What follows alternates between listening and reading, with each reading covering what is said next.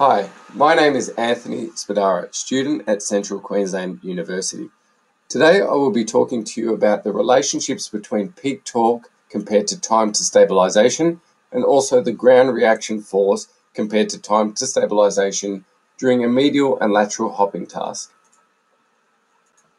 I will be giving you the background information on the force plate and dynamometer, the purpose of the project, the methodology, the key findings, conclusion, and the references.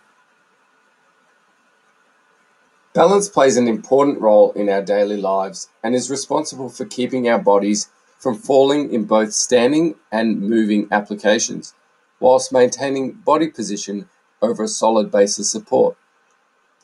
Balance requires sensory inputs from visual, somatosensory, and vestibular information from the surroundings, which are interpreted by the central nervous system into motor outputs that assist with balance.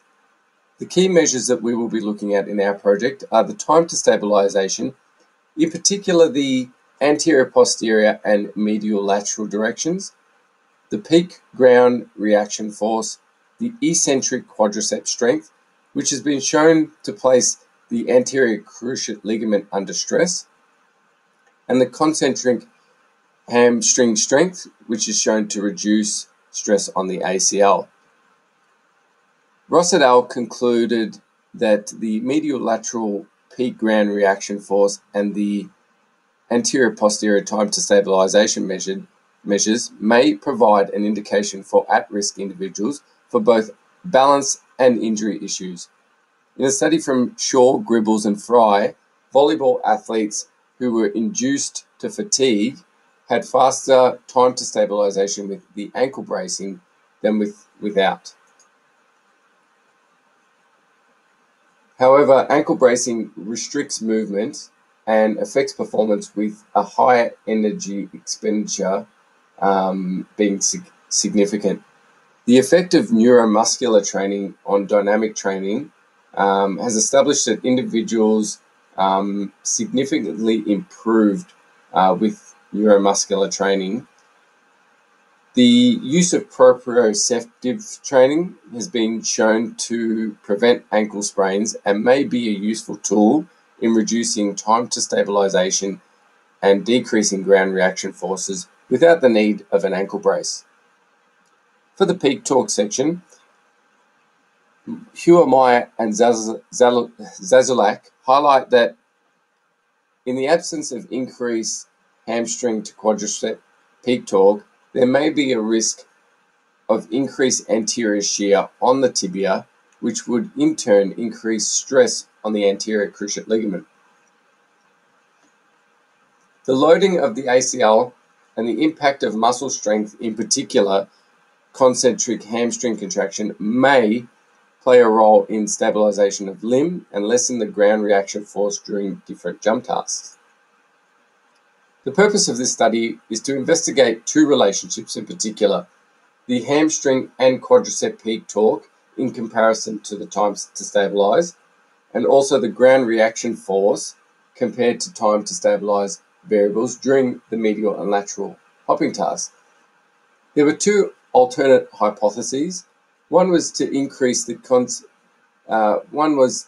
see if increased concentric hamstring peak and also eccentric quadricep peak torque will relate to increased time to stabilise in medial and lateral hops, and also if increased ground reaction force would relate to an increased time in stabilisation in both medial and lateral hops.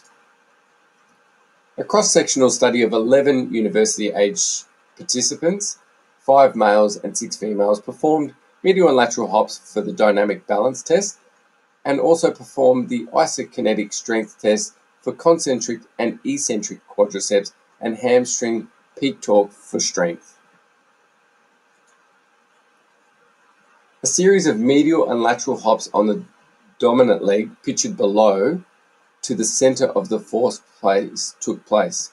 So as you can see, the distance of 60% of your leg length was the start position, and the aim was to hop into the middle of the force plate with 5 attempts, with your 2 successful trials recorded for both lateral and medial hops. Trials were deemed successful if the participant remained stable for 10 seconds with their hands on their hips. The rest period was 30 seconds in between hops, and 1 minute when switching from medial to lateral hop trials. The dependent variables of time to stabilization in both anterior, posterior, and medial lateral directions and peak posterior ground reaction force was also recorded. The isokinetic concentric and eccentric quadriceps and hamstring strength tests were conducted using a dynamometer, as shown in the picture to the right. The participant seated in the Biodex chair with the straps firmly against the shoulders and the chest, and the anatomical reference range was set to a total range of movement of 70 degrees with a gravity correction applied. Peak concentric and eccentric torque at 60 and 180 degrees per second for both quadricep and hamstrings were recorded from 5 trials.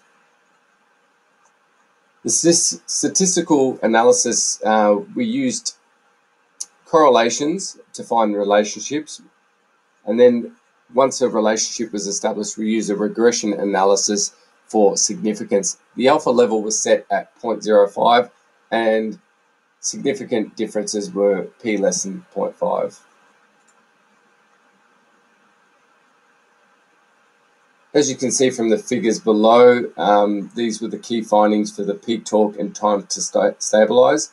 If you'd notice that there was a strong positive relationship for these 4 conditions. So with the hamstring peak torque concentration at 180 and the quad peak torque eccentric at 180, the quad peak torque eccentric at 180, and the hamstring peak torque concentric at 60 degrees. For the ground reaction force and times to stabilization protocol, we found that there was a strong negative correlation that was significant.